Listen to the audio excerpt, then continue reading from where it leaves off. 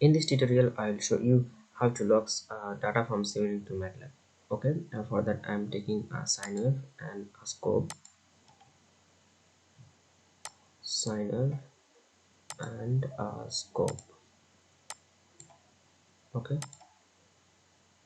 and I am connecting sine wave to scope. Okay, now set the parameter of sine wave like frequency 100. Okay, and you have to click on the wire or signal, whatever you call, and right click on this and click on properties, and here you have to give a signal name, like I'm setting this sine data.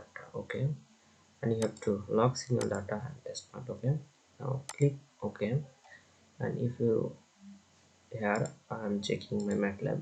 Here in workspace, my workspace is blank. Okay, when I'm run this model, you can see the model is run, and this is my scope data.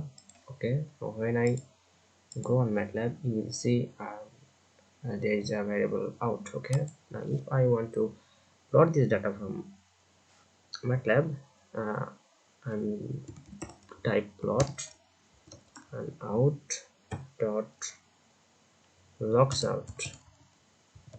Okay, and get, and here we have to put our signal name. Okay, we have set it as sine data